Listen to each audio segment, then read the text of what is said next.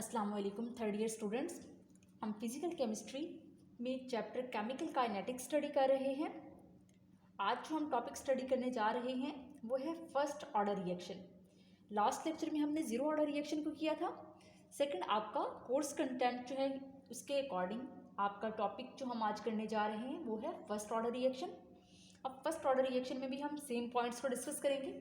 सबसे पहले हम बताएंगे कि फर्स्ट ऑर्डर रिएक्शन क्या होता है, इसके बाद हम इसकी डेरिवेशन करेंगे और डेरिवेशन करने से पहले हम रेट लॉ एक्सप्रेशन को लिखेंगे, डेरिवेशन परफॉर्म करेंगे, डेरिवेशन ड्राइव करेंगे और डेरिवेशन ड्राइव करने के बाद हम स्ट्रेट लाइन इक्वेशन जो इसमें से आती है हमारे पास उसको रिलेट करके ग्राफ्स प्लॉट करेंगे।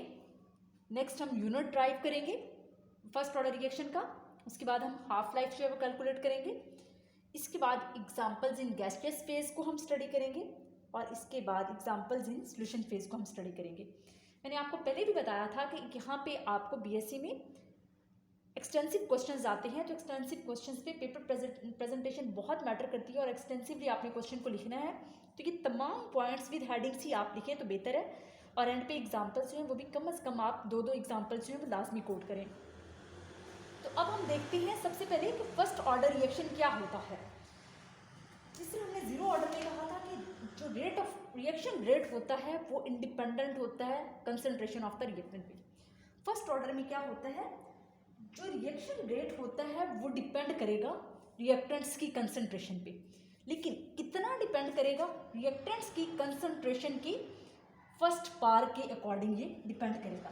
तो अगर हम इसको डिफाइन करें तो हम इसको कुछ इस तरह से डिफाइन करते हैं कि first order reaction is a reaction in which the reaction rate depends only on the first bar of the concentration of the single reacting species.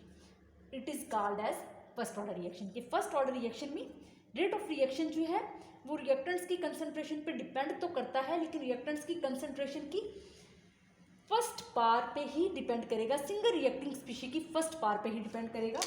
तो order को हम किससे शो कर रहे थे, order को हम शो कर रहे थे n से। तो यहाँ पे हमारे पास n क्या होगा, वो 1 होगा, मतलब n की वैल्यू क्या होगी, 1 होगी, तभी हम इसको क्या कह रहे हैं, फर्स्ट ऑर्डर रिएक्शन कह रहे हैं। जीरो ऑर्डर में क्या था, n इज इक्वल टू 0। तो रिएक्टेंट्स की कंसंट्रेशन की फर्स्ट पार के पे जो है रेट ऑफ रिएक्शन वो डिपेंड करता है। तो अगर हम इसकी डेफिनेशन करें, डेफिनेशन के अकॉर्डिंग रेट ऑफ रिएक्शन, यहाँ पे मैं इसको ब्रीफली लिख रही हूँ, रेट ऑफ रिएक्शन जो है वो डिपेंड करता है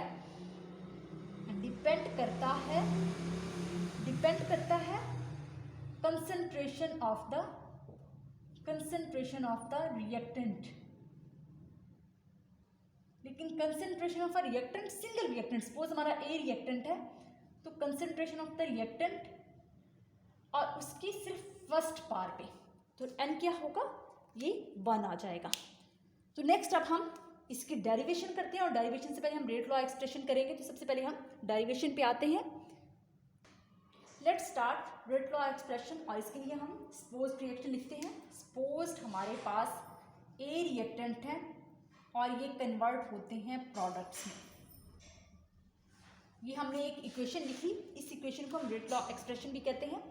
मतलब ये एक हमारी रेट इक्वेशन है।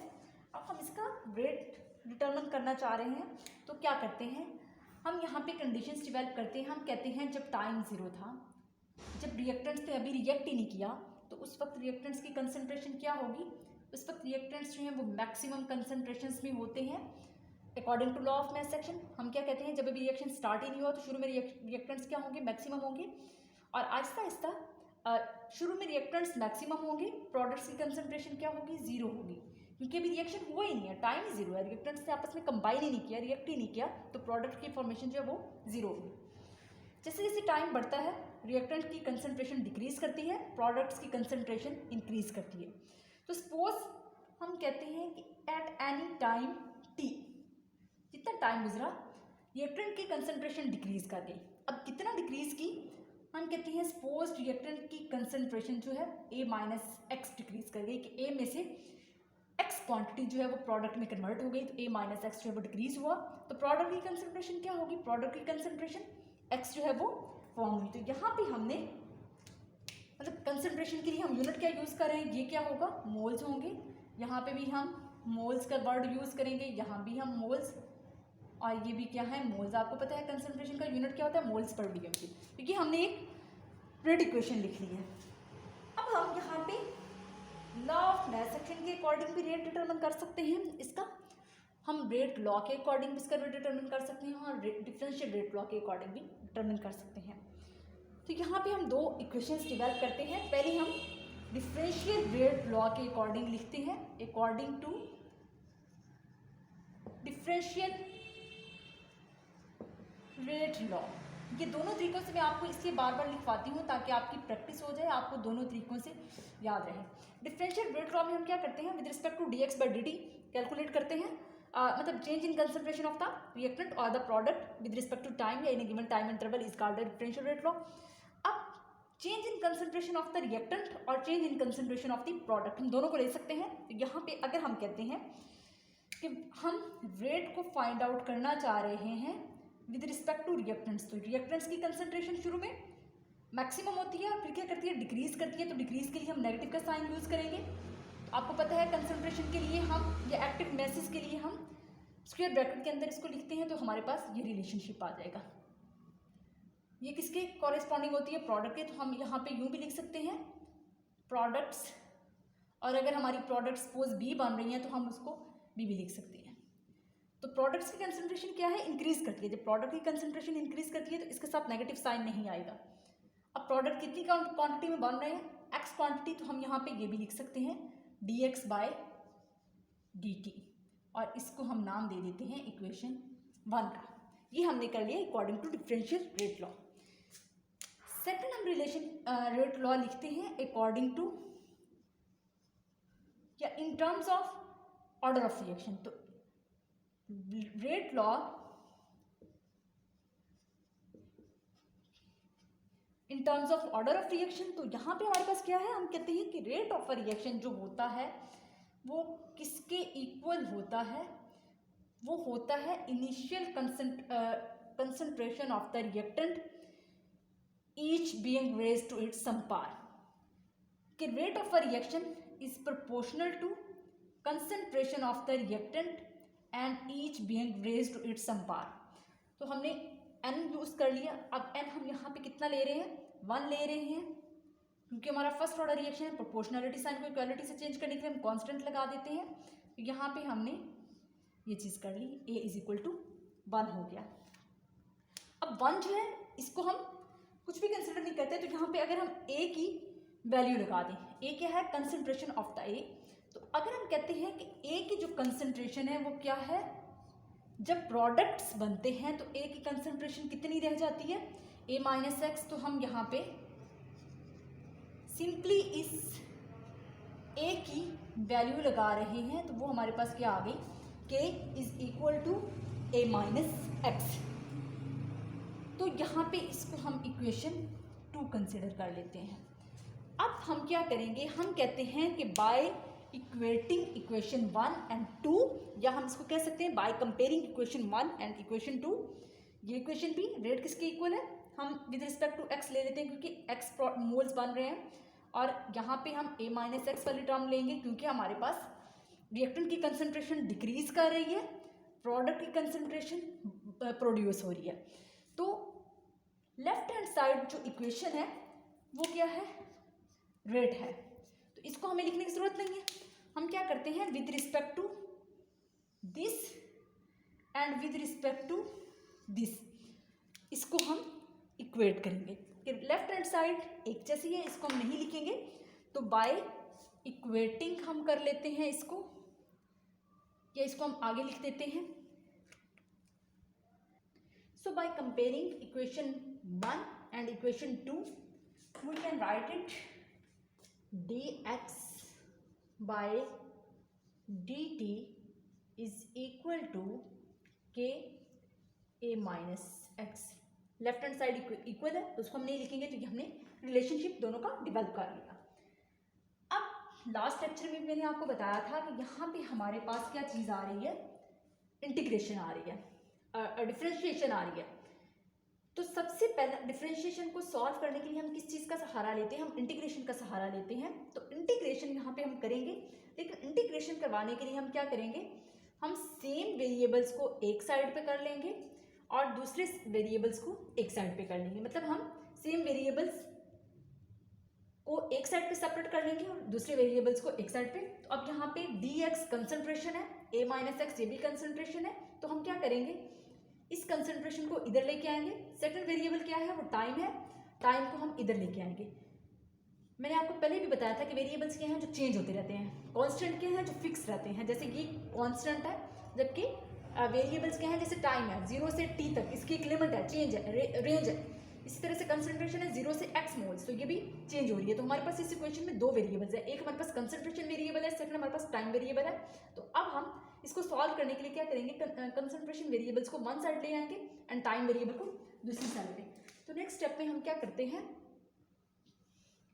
हम dx by a minus x कर लेंगे और इधर हम इसको k dt कर लेंगे। अब ये इक्वेशन में हमारे पास वेरिएबल्स सेपरेट हो गए हैं। जब वेरिएबल्स सेपरेट हो गए हैं तो हम इसको अब इंटीग्रेट कर सकते हैं। तो हम क्या करते हैं, हम इस इक्वेशन को इंटीग्रेट कर देते हैं। इधर से भी हमने क्या किया, इसको इंटीग्रेट कर दिया। अब ये p मैंने आपको लास्ट लेक्चर में बताया था कि इंटीग्रेट हम क्या करते हैं, हम जस्ट वेरिएबल्स को करते हैं, कांस्टेंट को हम इंटीग्रेट नहीं कर सकते। तो यहाँ पे हम क्या करेंगे, इस कांस्टेंट को बाहर लिख लेंगे। ये हमने dx by a minus x इसको इंटीग्रेट करना है, और इधर हम कांस्टेंट को इंटीग्रेट नहीं करते तो इसको हमने बाहर लिख लिया है, और dt इसको हम इंटीग्रेट करेंगे। तो हमारे पास इक्वेशन इस तरह से आ गई। अब यहाँ भी मैंने आपको पहले लास्ट लेक्चर में बताया था कि हम विदाउट लिमिट्स भी इसको सॉल्व कर सकते हैं, विद लिमिट्स भी सॉल्व कर सकते हैं। तो यहाँ पे मैं आपको विदाउट लिमिट्स ही इसको हम सॉल्व करेंगे। अब डिफ्रेंशिएशन को इंटीग्रेशन जो है वो खत्म कर देती है, दोनों एक दूसरे का रिवर्स है, तो डिफ्रेंशिएशन को इंटीग्रेशन कैंसिल आउट कर देती है। यहाँ पे d इससे कैंसिल आउट हो जाएगा, ये d इससे कैंसिल आउट हो जाएगा। तो हमारे पास यहाँ पे जो है वो एक चीज़ फॉर्मूला, बल्कि इसको सॉल्व करने का एक बाकायदा फॉर्मूला आता है मैथमेटिकल, वो मैं अभी आपको लिखवाती हूँ।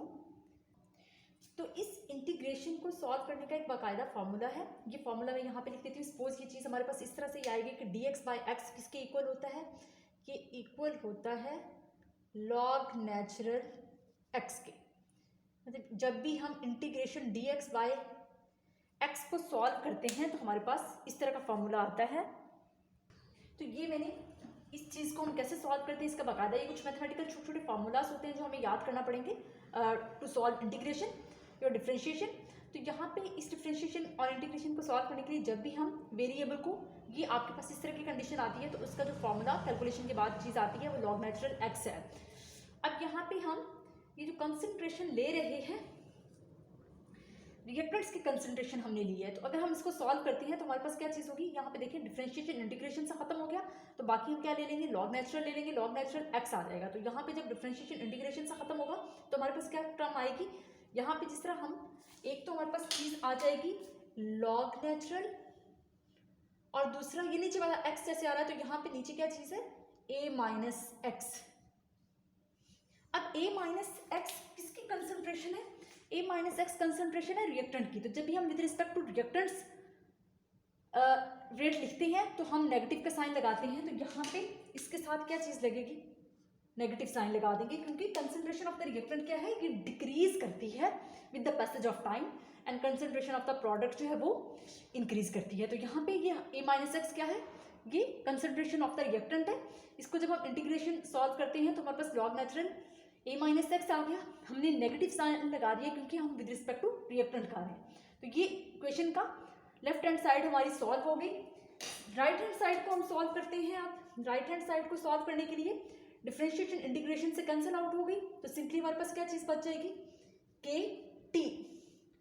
अब यहाँ पे मैंने इस इंटीग्रेशन पे कोई लिमिट्स नहीं लगाई है। जब हम इसको विदाउट लिमिट्स यूज़ करते हैं तो लास्ट लेक्चर में भी मैंने आपको बताया था, तो वहाँ पे हम किस चीज़ का यूज़ करते हैं, वहाँ पे हम इंटीग्रेशन कांस्टेंट लगाते हैं।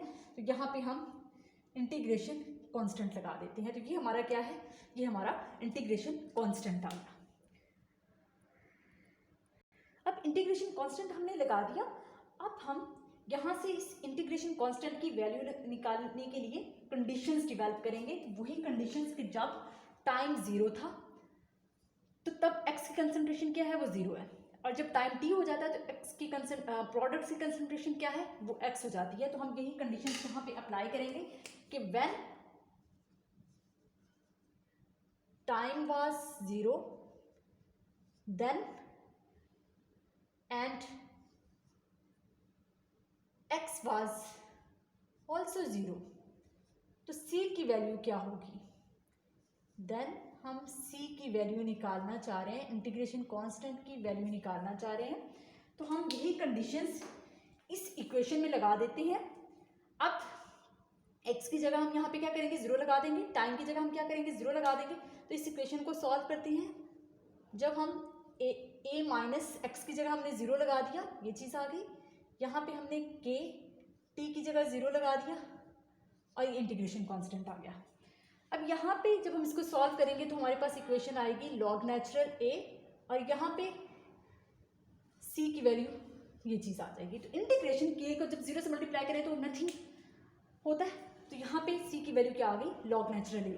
अब ये जो इक्वेशन है इसको हमने नाम दिया था a का। अब हम क्या करेंगे, हम कर देंगे substituting the value of log natural integration constant c in equation a। जब हम c की वैल्यू इस इक्वेशन में लगाते हैं तो हमारे पास इक्वेशन इस तरह से आती है, log natural a minus x is equal to k t, और यहाँ पे हम c की ये वैल्यू लगा देंगे, माइनस लॉग नेचुरल a आ जाएगा। अब यहाँ पे हमारे पास ये इक्वेशन बन जाती है। इस माइनस को खत्म करने के लिए हम क्या करेंगे, हम इस पूरी इक्वेशन को दोनों साइड से माइनस से मल्टीप्लाई कर देंगे। जब हम इसको माइनस से डिवाइड कर देंगे तो क्या होगा, हमारी ये माइनस जो है वो खत्म हो जाएगा। तो यहाँ पे हमारे पास क्या इक्वेशन आ जाएगी, log natural a minus x, यहाँ पे माइनस के टी आ जाएगा। हम इसको मल्टीप्लाई कर रहे हैं, ओवरऑल इक्वेशन को माइनस से कर रहे हैं। तो यहाँ पे नेक्स्ट हमारे पास माइनस माइनस प्लस हो जाएगा, तो इक्वेशन क्या आ जाएगी, लॉग नेचुरल a आ गया। तो यहाँ तक हमने इस इक्वेशन को सॉल्व किया। अब यहाँ पे हम इसको फर्दर देखते हैं। जो हमारी सेम टर्म्स हैं उनको हम एक साइड पे ले जाते हैं कि यहाँ पे हमारा ये log natural a concentration term है, ये भी हमारी कंसंट्रेशन टर्म है, तो इसको हम सेम साइड पे लेके आ रहे हैं। जब हम इसको सेम साइड पे लेके आएंगे, log natural a minus x, ये इधर प्लस हो रहा है, इधर आके क्या होगा, माइनस हो जाएगा। तो यहाँ पे लॉग नेचुरल a और यहाँ क्या चीज़ रह जाएगी, माइनस के टी। तो हमारे पास इक्वेशन कुछ इस फॉर्म में आ जाती है। अब ये माइनस है, ये प्लस है, तो हम इसको इस फॉर्म में भी लिख सकते हैं। ये माइनस का साइन, ये प्लस है, तो हम इसको ओवरऑल माइनस को खत्म करना चाह रहे हैं, तो हम इसको क्या करेंगे, अगेन माइनस से मल्टीप्लाई कर देंगे। मतलब हम इक्वेशन इस फॉर्म में भी लिख सकते हैं, minus log natural a plus log natural a minus x is equal to minus k t.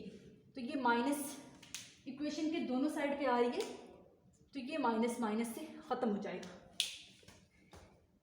ये माइनस माइनस से ख़त्म हो गया, तो हमारे पास इक्वेशन क्या आ जाएगी, log natural a plus log natural a minus x is equal to k t. इसको हम ऊपर सॉल्व करते हैं। तो ऊपर जब हम इसको सॉल्व करते हैं तो हमारे पास क्या चीज़ आ गई, log natural a plus log natural a minus x is equal to k t. ये हमारे पास इक्वेशन आ गई। अब यहाँ पे इस इक्वेशन को यहाँ पे क्या होगा, माइनस आएगा, क्योंकि हम माइनस से मल्टीप्लाई कर रहे हैं। तो माइनस से जब मल्टीप्लाई करेंगे तो यहाँ पे हमारे पास क्या साइन आएगा, माइनस का साइन आएगा। तो अब इस इक्वेशन को हम इस फॉर्म में भी लिख सकते हैं, log natural a divided by a minus x. ये माइनस है तो माइनस को हम डिवीजन फॉर्म में लिख सकते हैं। तो ये हमारे पास सेकंड इक्वेशन आ गई के टी। तो हमारे पास एक फॉर्म ये बन सकती है। इस तरह हम इक्वेशन को लिख सकते हैं। एक हमारे पास इक्वेशन ये आती है फर्स्ट ऑर्डर ड्राइव करते हैं तो एक इक्वेशन हमारे पास ये आती है जिसको हम स्ट्रेट लाइन इक्वेशन भी कहते हैं। सेकंड हमारे पास ये इक्वेशन आती है, इस इक्वेशन के ये भी स्ट्रेट लाइन इक्वेशन ही है लेकिन इसमें क्या है, इंटरसेप्ट नहीं है। तो स्ट्रेट लाइन इक्वेशन के अकॉर्डिंग हमने इनकी ग्राफ जो है वो प्लॉट करनी है। थर्ड यही है कि लॉग नेचुरल की यहाँ पे हम वैल्यू सब्सिट्यूट कर दें। तो लॉग नेचुरल को जब हम सिंपल लॉग से करते हैं तो वहाँ पे हम इसकी वैल्यू लगा देते हैं। तो वैल्यू क्या है 2.303, ये इसकी कैलकुलेटेड वैल्यू होती है। ये कुछ चीज़ें हैं मैथमेटिकल, इनको आपको याद करना पड़ेगा। तो ये लॉग क्या हो जाता है a/a-x, कि जब हम लॉग नेचुरल को इस लॉग से रिप्लेस करते हैं तो हम क्या करते हैं, लॉग नेचुरल की ये जो वैल्यू है ये साथ में लगा देते हैं। तो सेकंड हमारे पास ये वैल्यू आ जाती है और किसके इक्वल होगा, इज इक्वल टू kt। अब यहाँ पे ये एक और इक्वेशन, इसको लिखने का एक और तरीका आ जाता है, तो हम इसके अकॉर्डिंग भी इसको लिख सकते हैं। अब यहाँ पे जस्ट हमने कांस्टेंट को फाइंड आउट करना है तो t को हम इधर भी लिख सकते हैं। तो सेकंड वे जो है उसके अकॉर्डिंग हम इसको लिखते हैं कि हम कांस्टेंट निकालना चाहते हैं तो हम t को क्या करेंगे, इधर लेके आएंगे। जब t को इधर लेके आएंगे, इधर मल्टीप्लाई हो रहा है तो इधर आके क्या होगा, ये डिवाइड हो जाएगा। तो हम ये करेंगे लॉग नेचुरल a/a-x, ये चीज़ आ गई और ये किसके इक्वल है, ये k है। तो ये हमारे पास एक टर्म आ गई। सेकंड हमने कहा कि हम इसको किस लॉग की वैल्यू लगा के लिख रहे हैं, 303 लॉग a/a-x आ गया इज इक्वल टू kt। अब इसका भी हम इस फॉर्म में लिखना चाहें तो हम इसको यूं कर लेंगे 1/t 2.303 log a/a-x is equal to k। तो ये चीज़ हमारे पास इसको जब हम यहाँ पे इस फॉर्म में नहीं आएगी, इसको हम जब रिवर्स करेंगे तो ये लॉग, इसको हम इस फॉर्म में भी लिख सकते हैं। तो ये वैल्यू को हम इधर लेके जाएं तो हमारे पास ये चीज़ आ जाती है log a/a-x is equal to k/2.303 into t, ये चीज़ आ गई। और दूसरा हम इस फॉर्म में भी लिख सकते हैं कि 1/t 2.303 log a/a-x is equal to k। तो ये हमारे पास किसी भी फॉर्म में हम इसको लिख सकते हैं। तो एंड रिजल्ट हमारा इसमें ये आएगा। इसको मैं प्रॉपरली हाईलाइट कर देती हूँ और इसी के अकॉर्डिंग ही हम यूनिट को ड्राइव करेंगे। तो यहाँ तक हमारा फर्स्ट ऑर्डर रिएक्शन जो है वो कंप्लीट होता है। अब हम इनके दरम्यान में ग्राफ प्लॉट करते हैं। तो सबसे पहले ये इक्वेशन लेते हैं। इस इक्वेशन को देखें तो यहाँ पे ये हमारी इक्वेशन आती है स्ट्रेट लाइन इक्वेशन, जिसको हम कहते हैं y is equal to mx plus c। ये मैंने लास्ट लेक्चर में भी डिस्कस किया था। y क्या है, ये वो वेरिएबल है जिसको हम y एक्सिस पे लेंगे। m क्या है, ये स्लोप है। x वो वेरिएबल है जिसको हम x एक्सिस पे लेंगे यहाँ पे। और c क्या है, ये इंटरसेप्ट है। अब इस इक्वेशन के अकॉर्डिंग जब हम ग्राफ प्लॉट करते हैं तो हम क्या करेंगे, मैं यहाँ पे ग्राफ इसका छोटा सा प्लॉट करते हैं हम। तो इसके अकॉर्डिंग हमारी ये स्ट्रेट लाइन इक्वेशन है। तो y क्या होगा, यहाँ पे हम y को डिस्कस करते हैं। तो y यहाँ पे वो क्या है, लॉग नेचुरल a-x होगा। सेकंड क्या है, m k होगी। x एक्सिस के लॉन्ग हम किसको लेंगे, टाइम को लेंगे। और c जो है ये इंटरसेप्ट है। तो ये हमारे पास कुछ टर्मिनोलॉजीज आती हैं। अब हम इसके दरमियान में ग्राफ प्लॉट करते हैं। तो ग्राफ अगर हम प्लॉट करेंगे, तो मैं छोटा सा ग्राफ प्लॉट कर देती हूँ। तो हम क्या करते हैं, ये हमने कोऑर्डिनेट एक्सिस ड्रॉ कर लिए। ये एक्स एक्सिस आ गया, ये वाई एक्सिस आ गया। अब वाई एक्सिस पे हमने कौन सा लेना है, हमने कंसंट्रेशन टर्म लेनी है। तो यहाँ पे हम लॉग नेचुरल वाई एक्सिस पे लेंगे। एक्स एक्सिस पे हम कौन सा ले रहे हैं, टाइम ले रहे हैं। वाई एक्सिस पे हम कौन सा ले रहे हैं, यहाँ पे हम log natural a minus x को ले रहे हैं, तो कंसंट्रेशन टर्म को हम यहाँ पे ले रहे हैं। अब जब यहाँ पे टाइम जीरो है तो कंसंट्रेशन ऑफ द प्रोडक्ट भी जीरो है, लेकिन कंसंट्रेशन ऑफ द रिएक्टेंट क्या है, वो मैक्सिमम है। तो a माइनस एक्स हमारी कौन सी कंसंट्रेशन है, कि रिएक्टेंट की कंसंट्रेशन है, तो ये क्या है कि मैक्सिमम है। जैसे जैसे टाइम इंक्रीज करता है रिएक्टेंट की कंसंट्रेशन क्या है, वो डिक्रीज करती है। और टाइम टी पे, यहाँ पे अगर हम कहते हैं कि जीरो टाइम था, यहाँ पे टाइम टी है, तो यहाँ पे रिएक्टेंट की कंसंट्रेशन डिक्रीज कर जाती है, प्रोडक्ट की कंसंट्रेशन क्या है, वो मैक्सिमम होती है। अब यहाँ पे हम टेंजेंट ड्रॉ करते हैं, तो ये जो चीज़ हमारे पास आती है इसको हम क्या कहते हैं, स्लोप कहते हैं। और जो स्लोप होती है ये हमारी यहाँ पे क्या है, के है। तो ये हमने ग्राफ को यहाँ पे प्लॉट कर दिया according to this equation. Second हमारी ये इक्वेशन बनती है, इस इक्वेशन के अकॉर्डिंग हमारे पास ये चीज़ आती है, ये हमारा y और यहाँ पे ये हमारा mx। इसमें हमारे पास इंटरसेप्ट नहीं है, मतलब हम x एक्सिस के अलोंग टाइम को लेंगे, y एक्सिस के अलोंग हम ये कंसंट्रेशन टर्म को लेंगे, और m यहाँ पे हमारी स्लोप k ही होगी। तो यहाँ पे जो हम ग्राफ प्लॉट करेंगे, इसको मैं यहाँ पे आपको बना के दिखा देती हूँ, इसमें इंटरसेप्ट नहीं है। अब यहाँ पे हम एक ग्राफ प्लॉट करते हैं इस इक्वेशन के अकॉर्डिंग। एक्स एक्सिस हमारा, ये वाई एक्सिस, एक्स एक्सिस के अलोंग हमने क्या लेना है, टाइम को लेना है, तो ये हमने टाइम को ले लिया। वाई एक्सिस के अलोंग हमने लॉग नेचुरल ए ओवर ए माइनस एक्स को लेना है, तो इसको हमने ले लिया। अब जब टाइम जीरो होता है तो इसकी कंसंट्रेशन भी क्या होती है, जीरो होती है, क्योंकि ये ए ओवर ए माइनस एक्स है। कितनी कंसंट्रेशन रिएक्टेंट की, ए ओवर ए माइनस एक्स जो मैक्सिमम कंसंट्रेशन में से कितनी डिक्रीज हुई, तो इस वक्त इसकी कंसंट्रेशन भी क्या होगी, जीरो होगी। तो जैसे जैसे टाइम इंक्रीज करता जाता है तो ये ए ओवर ए माइनस एक्स जो है वो भी इंक्रीज करता जाता है। तो यहाँ पे अगर हम कहते हैं कि टाइम जीरो था और यहाँ पे टाइम टी हो गया, तो यहाँ पे हमारे पास जो इसकी कंसंट्रेशन आती है वो कुछ इस तरह से ग्राफ जो है वो प्लॉट होगा।